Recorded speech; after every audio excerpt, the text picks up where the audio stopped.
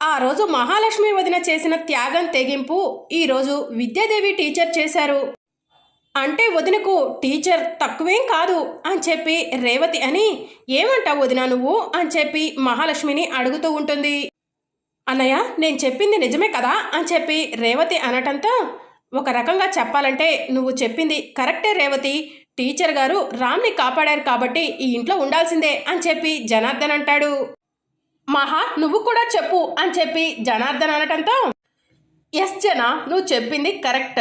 రామ్ని కాపాడారు అంటే ఈ ఇంట్లో టీచర్ గారు ఉండాల్సిందే, రామ్ కూడా చెప్తున్నాడు కదా అని చెప్పి మహాలక్ష్మి అనటంతో, థ్యాంక్ యూ పిన్ని, థ్యాంక్ యూ సో మచ్, రండమ్మా మీరు లోపలికి అని చెప్పి రామ్ విద్యాదేవిని పిలుస్తూ ఉంటే, ఆగండి టీచర్ ఒక్క నిమిషం.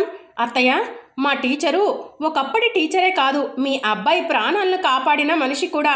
అలాంటి టీచర్ని ఊరికే ఇంట్లోకి రమ్మంటారా ఏంటి అని చెప్పి సీత అనటంతో, ఇప్పుడేం చేయమంటావే అని చెప్పి మహాలక్ష్మి మనసులో అనుకుంటూ ఉంటుంది.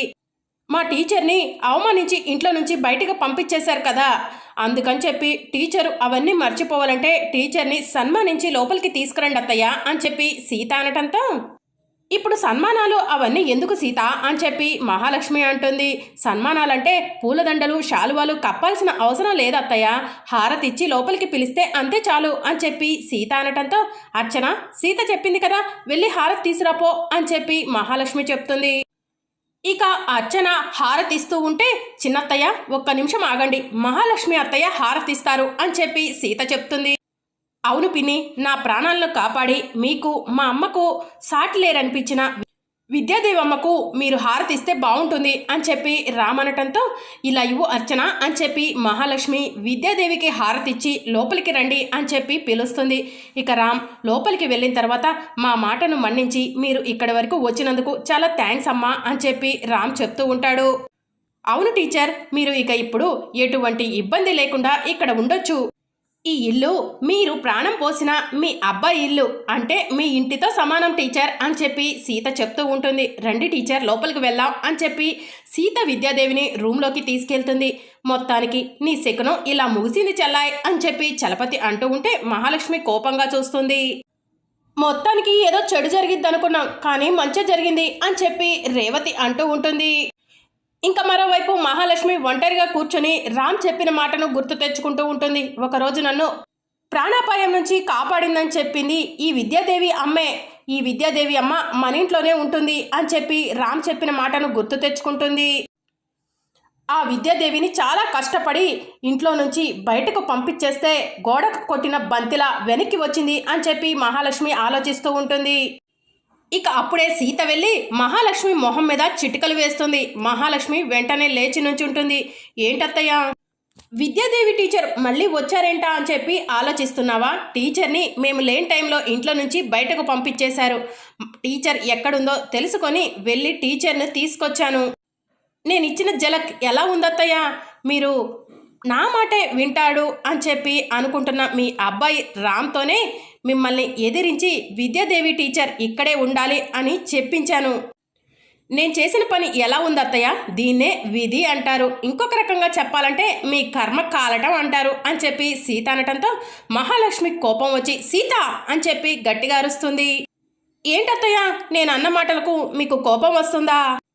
టీచర్ ఇంట్లో నుంచి వెళ్ళిపోయినప్పుడు ఏమన్నారు? హనుమంతుడికి తోడు నాకు ఆ టీచర్ ఉందన్నారు కదా, టీచర్ని పంపించేసి నా తోక కత్తిరించేసి అన్నారు కదా. టీచర్ నాకు హనుమంతుడి తోడు లాంటిది కాదు, అర్జునుడి తోడు లాంటిది. అంటే భక్తుడికి భగవంతుడి తోడులా అనమాట. రామాంజనేయులు స్నేహితులైతే కృష్ణార్జునులు బావా బామ్మర్దులు. అలాగే టీచర్కు నాకు బంధుత్వం ఉంది. కంగారు పడకండి, బంధుత్వం అంటే పిన్నో మేనత్తో అనుకోమాకండి.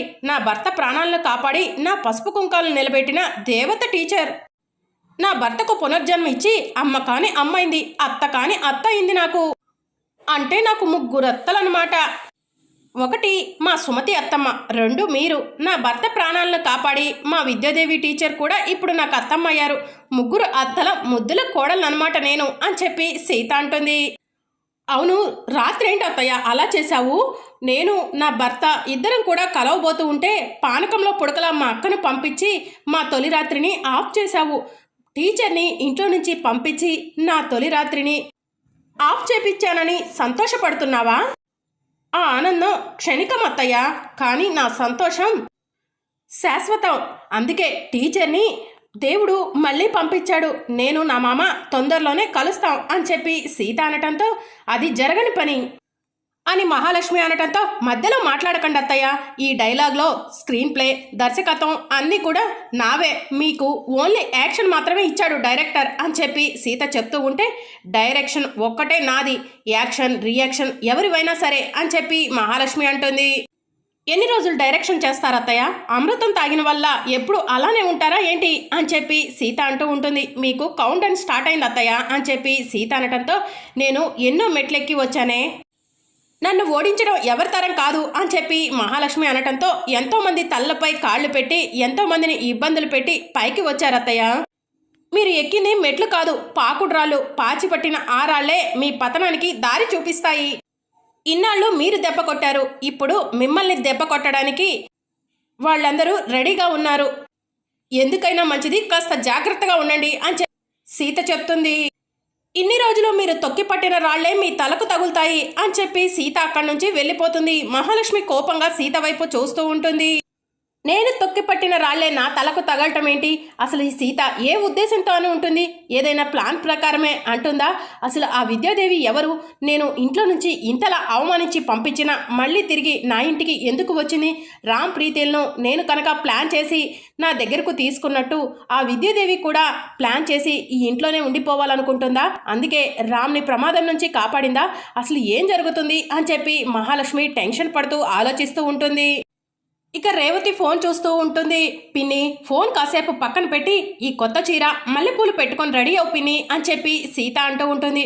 ఎందుకు సీత, ఎందుకు రెడీ అవ్వాలి అని చెప్పి రేవతి అడుగుతూ ఉంటే, చెప్తాను పిన్ని, ముందెళ్ళి రెడీ అవ్వండి అని చెప్పి సీత అంటుంది. ఏంటి సీత ఈ సస్పెన్స్ అని చెప్పి రేవతి అడుగుతూ ఉంటే, సస్పెన్స్ కాదు పిన్ని, సర్ప్రైజ్.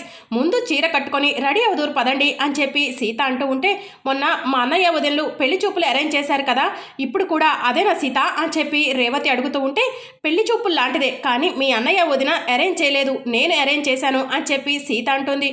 మళ్ళీ నా వల్ల కాదు సీత, నా గతం గురించి నీకు చెప్పాను కదా అని చెప్పి రేవతి అంటూ ఉంటుంది. ఇక ఈ మాటలను అర్చన చాటుగా ఉండి వింటూ ఉంటుంది. వామ్మో, సీత రేవతికి పెళ్లి చూపులు అరేంజ్ చేస్తుందా? ఈ విషయం వెంటనే మహాలక్ష్మికి చెప్పాలి అని చెప్పి టెన్షన్గా పరిగెత్తుకుంటూ మహాలక్ష్మి దగ్గరకు వెళ్తుంది. అప్పుడు మహాలక్ష్మి, జనార్దన్, గిరి, రామ్ మాట్లాడుకుంటూ ఉంటారు. ఆ సీత రేవతికి పెళ్లి చూపులు అరేంజ్ చేసిందంట, రేవతికి కూడా తెలీదు, ఇప్పుడు రేవతితో చెప్తుంటే నేను విన్నాను అని చెప్పి అర్చన చెప్తూ ఉంటే, నీకేమైనా తెలుసా రామ్? అసలు మొన్ననే కదా రేవతికి పెళ్లి చూపులు వద్దని చెప్పింది, అయినా మళ్ళీ సీత ఎందుకు ఇలా చేస్తుంది? తనే కావాలని మొన్న పెళ్లి చూపులు చెడగొట్టి ఇప్పుడు కావాలని మళ్ళీ పెళ్లి చూపులు అరేంజ్ చేయడం ఏంటి అని చెప్పి మహాలక్ష్మి అడుగుతూ ఉంటుంది. ఏం జరుగుతుందో చెప్పు సీత అని చెప్పి రేవతి అడుగుతూ ఉంటే, తినబోతూ రుచి ఎందుకు పిన్ని అని చెప్పి సీత అంటుంది. ఇక సీత కంగారు పడుతూ కిందకి వచ్చి, రాజమక్క నేను చెప్పిన స్వీట్స్ హాట్స్ అన్నీ తయారు చేశావా అని చెప్పి అడుగుతూ ఉంటే, ఓ అన్నీ కూడా రెడీ చేస్తున్నానమ్మా అని చెప్పి రాజ్యం చెప్తూ ఉంటుంది. సీత ఏం చేస్తున్నావు? రేవతికి పెళ్లి చూపులేంటి అని చెప్పి మహాలక్ష్మి అడుగుతూ ఉంటుంది. సీత ఏం చేసినా కూడా దానికి ఒక అర్థం ఉంటుంది అని చెప్పి విద్యాదేవి టీచర్ అంటూ ఉంటుంది. రేవతికి పెళ్లి చూపులా? మాకు చెప్పకుండా ఎందుకు ఇలాంటివన్నీ చేస్తున్నావు అని చెప్పి గిరి అంటూ ఉంటే, నేను పెళ్లి చూపులని చెప్పానా? పెళ్లి చూపులు లాంటివని చెప్పాను కదా అని చెప్పి సీత అంటుంది. రేవతితో చెప్తున్నావు కదా పెళ్లి చూపులనే అని చెప్పి అర్చన అంటే మీరు చాటుగా విన్నారా అత్తయ్య అని చెప్పి సీత అంటుంది. చాటుగా విన్నామో ఎలా విన్నామో, అసలు ఏం చేస్తున్నావు? మా అందరికీ తెలియకుండా ఏంటి పనులన్నీ ఏం చేస్తున్నావో చెప్పు సీత అని చెప్పి అందరూ కలిసి సీతను అడుగుతూ ఉంటే, అప్పుడే వాచ్మెన్ సాంబ్ వచ్చి, అమ్మ సీతమ్మ, నువ్వు చెప్పిన విధంగా కట్అవుట్ పెట్టాను, బ్యానర్ పెట్టాను, అన్నీ కూడా పర్ఫెక్ట్గా ఉన్నాయో లేవో ఒక్కసారి చూసి వెళ్ళమ్మా అని చెప్పి అడుగుతూ ఉంటాడు.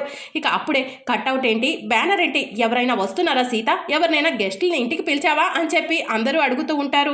నాతో పాటు మీరు కూడా వచ్చి చూస్తే గనక మీ అందరికీ అర్థమైపోతుంది అని చెప్పి సీత అంటుంది. రండి వెళ్దాం, ఆ కట్అవుట్ చూసిన తర్వాత మీకే అర్థమవుతుంది అని చెప్పి సీత అనటంతో అందరూ కలిసి కట్అవుట్ దగ్గరకు వెళ్తారు.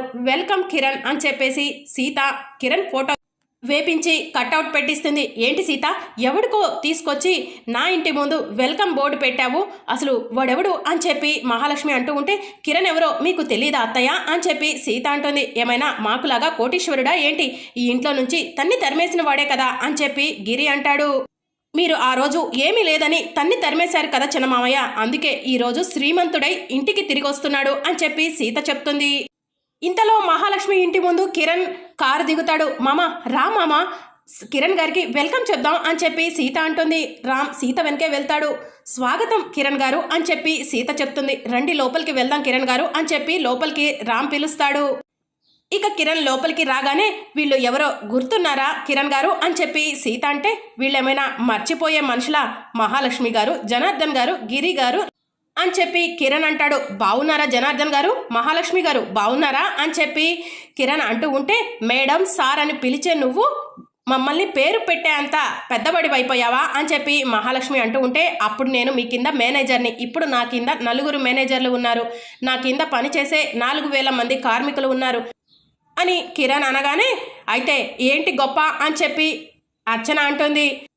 వచ్చిన గెస్ట్లను బయట నుంచోబెట్టి మాట్లాడటం ఏంటి అత్తయ్య, లోపలికి వెళ్ళి అన్నీ మాట్లాడుకుందాం అని చెప్పి సీత అనటంతో, వీడికి నా ఇంట్లోకి వచ్చే అర్హత లేదు అని చెప్పి మహాలక్ష్మి అంటుంది. మరి అప్కమింగ్ ఎపిసోడ్లో ఏం జరగబోతుందో తెలుసుకోవాలనుకుంటున్నారా? అయితే ఛానల్ను సబ్స్క్రైబ్ చేసుకొని సపోర్ట్ చేయడం మర్చిపోకండి. Thank you for watching. By by.